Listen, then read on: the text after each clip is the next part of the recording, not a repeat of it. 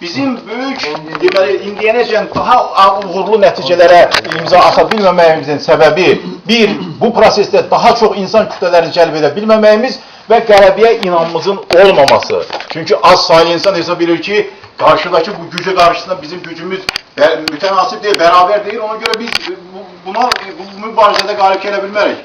Ona görə birinci növbədə inan, yəni çünki dünyada örnəkləri var. Heç bir diktatura əsrlərdən gedəsi deyil və heç kəsə öz xalqına qarşı qalib gəlməyib. Və bizim istəyimiz nədir? Sadə Azərbaycan xalqının istəyi normal dövlət quraq, hüquqi dövlət quraq. Biz bütün fəaliyyətimizi qanunlara söykənərək Azərbaycanda fəaliyyət göstərən, yəni mövcud olan da arası siyasi partiyalar arasında qanuna söykənərək fəaliyyətimizi qurdururuq. Yəni bizim başqa bir mübarizə vasitəmiz yoxdur, topumuz yox, tüfəngimiz yox. Sadəcə olaraq bizim ən böyük qazancımız insan resursudur. Bu böyük məqsədə, Azərbaycanın xoş gələcəyinə sərf edəcəyimiz məqsədə böyük insan kütlələrini cəlb etməliyik ki, bizim səsimiz eşidilsin. Əgər böyük insan kütləsi bir ağızdan hayqıranda, onda prezident aparatında, Ali Sovetində o təzə ağlar çəkilmiş binaları sirkələnir və bizim səsimiz gedib çatır. Bir nəfərin, iki nəfərin, 5 nəfərin təbii ki, səsi çata bilməz. Ona görə bizim hər birimizin vəzifəmiz, mən eləyər ki, siyasi partiyada olan insanların vəzifəsi bu prosesə daha çox insanları cəlb etmək, hər gün təbliğat aparmaq, əgər istəyirsə dəyişiklik baş versin. Çünki biz, təbii ki, bizim əvəzimizdə kimsə bunu etməyəcək. Əgər biz istəyirsə bu işlər baş versin, gecə-gündüz çalışmalıyıq. Həyatımızı, ən azı bizim çəkdiyimiz istirabları, üzr istəyirəm, bizdən sonra bizim evlatlarımız çəkməsin. Normal, hüquqi bir cəmiyyət quraq bu ölkədə. Biz bunu etməsək, bizim əvəzimizə kimsə bunu etməyəcək. Mən hesab edirəm ki, burada əyləşən insanlar kifayət qədər yetkin insanlardır.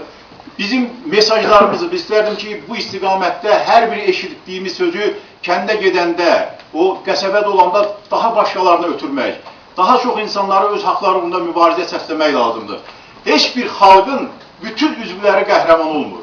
Hər bir millətin, bugün hətta Avropanın ən inkişaf ölkələrində də onun müəyyən pasiyonar hissəsi var, yəni qabaqçıl hissəsi var. O qabaqçıl hissənin Allah Taala tərəfindən boynuna missiya düşür. Xalqın qalan hissəsini, hətta gözü bağlı olan hissəsini də gözünü açmaq, haqq yolunu göstərmək, bu istiqamətdə yorulmadan, usanmadan fəaliyyət göstərməkdir.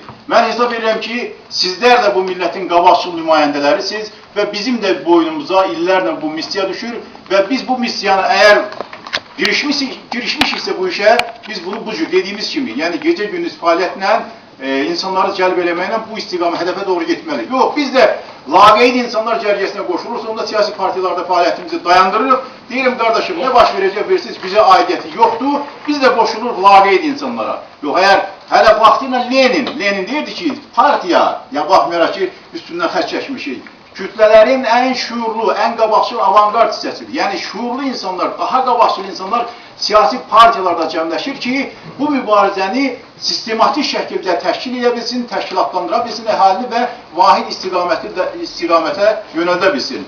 Bu işlə sizlərin hər birinizə uğurlar arzuluyuram, dözüm arzuluyuram və ciddi fəaliyyət arzuluyuram. Və üzr istəyirəm, çıxışımın sonunda mən istərdim ki, bir şeir parçası ilə da Azərbaycan mənzərəsinə işıq salan şairlər bəzən böyük siyasətçilərin saatlarla deyə bilmədiyi ifadələri bir kiçik beytlə ifadə edir. Gələndə yolda Aynur xanım da mənim nəzərimə çatdırıb ki, mütləq bu şeiri böyük şairimiz, vətəndaş Xəlil Rıza Ulutürkün böyük işlər belə geçsə bir şeir var. 82-ci ildə sandıq ədəbiyyatı idi, çap eləmirdilər. Sonra bu hökumət qurulandan sonra, müstəqil dövlət olandan sonra çap olundu. Onu çatdırım sizə və onunla da mən fikrimi bitirirəm. İndi ən böyük mərəz bu yırtıcı zümrədir, bu satqınlar ordusu. Cəmiyyət dənizində kürül çoxalır yalan, riya kürüsü, bu dar gözlər sürüsü, şərəfsizlər sürüsü. Bunlar 5-6 deyil, 10 deyil, 15 deyil. Bunlar bataqlıq ikən özünə gülşən deyir. Təzyiqə, infaqda dözər ürəyim. Ancaq siz məni qoruyun öz içimizdə maskalı dəyyusun təbəssümündən. Çörək də tapılar, ət də, balıq da, məhəbbət, sədaqət çəkir bərşə. Çoxdur məmləkətdə başı papaqlı, kişilik, dəyanət çəkilir bərşə. Bağçıqlar, zəmilər od tutub yanır. Bağçıqlar, zəmilər od tutub yanır. Göyərir rəzalət, bar verir rüşvət. Sülənir hardasa namər, kəm-fürsət. Dardadır cəsarət, çəkilib ərşə. Arxlar daşla dolub, kəhrizlər bomboş. Tüfeyli ortada meydan suluyur. Qananlar qəlbinin yeyir qanını. Qanmazın, alçağın qurdu uluyur. Düşmən naşı deyil, seçir kütləri, xalqı öz əli ilə susturmaq üçün. Çəkir vəzifəyə, dartır irəli, qəbrini özünə qazdırmaq üçün. Düşmən axmaq deyil, tanıyır, tapır, dirikən ömrünü bitirmişləri, xalq üçün düşməndən daha qorxulu milli simasını itirmişləri. Kim verir onlara, hələ pul basır, bərkidir satqınlar şəbəkəsini, birinin döşündən medal basır, örtbasdır edərək qan ləkəsini. Ürəyim qışqırır, ağlım deyir sus, bu qədər soyğunçu, bu qədər casus, bu qədər azgödən, mədəni quldur, nə qədər qəlbi kar, ürəyi çopur, bunca ikiyüzlü, üçüzlü, hətta yüz sifət, min sifət varsa həyatda, demək bu dağılmış, dağılmalıdır, yeni bir cəmiyyət qurulmalıdır. Sanki günəşi də uğurlayıblar, qaranlıq nə qədər qatıdır, sıxdır, bu çirkab içində təmiz yaşamaq bəlkə də ən böyük qəhrəmanlıqdır. İşlər belə getsə, belə getməsin. Getsə, bu gedişi boğacağam mən. Bütün Azərbaycan balalarını öz kişi bətnimdən doğacağam mən.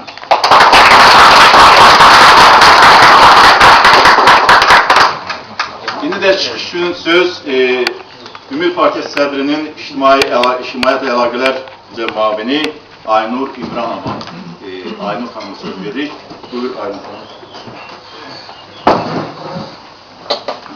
Mən öncə hər kəsə təşəkkür edirəm. Bütün rayonlardan gələn rayon təşkilatlarımıza. Çox ağır bir zamandır. Bu vaxtda belə yığışmaq özü də bir qəhrəmanlıqdır. İndi Allah xərinizə rəhmət eləsin. Səməd bəy, çox sevirəm bu şeiri. Səməd bəy hərdən deyən, xahiş edirəm ki, bizim üçün də desin. Çünki məndə bir ümid yaranır. Çünki Xəlil Rızanın bu şeiri yazan dövrü həqiqətən də bizim insanlar yığışdı və dağıtdı. Deməli, biz bir daha da yığışıb bu cəmiyyəti yenidən qura bilərik. Mən adi, dostlar sadaladılar, adi bir şey, bir fakt demək istəyirəm. Hər gün bu ölkəyə neft pulundan 75 milyon dollar pul girir. Siz hər gün 75 milyon dollar girən ölkənin büdcəsinə gələn ölkənin vətəndaşları kimi hiss edirsinizmi özünüz?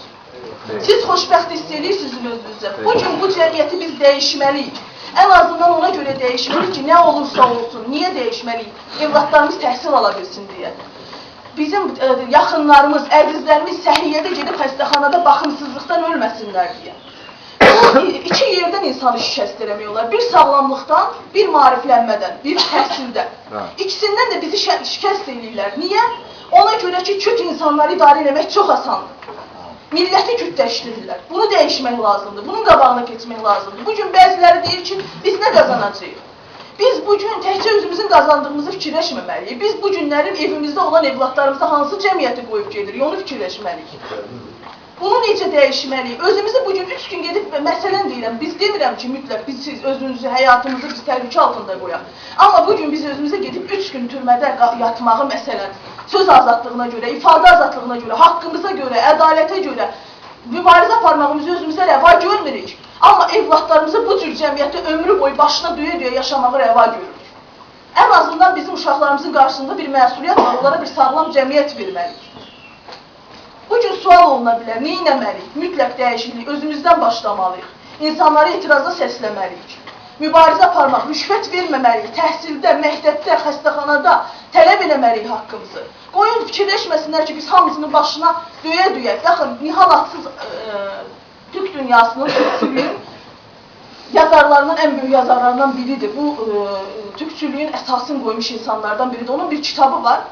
O kitab belə bir cümlə ilə başlayır. Ərəblər acından, türklər toxundan inqilab edərlər. Bu hökumət bizi çox gözəl çözüb, bizə yemək vermir. Başımız gündəmliyimizə qarşı, başımız qarnımıza qarşı, kişilərimizi Rusiyada fəhlə edib, qadınlarımızı çox üzr istəyirəm, Dubaidə əxlaqsız edib.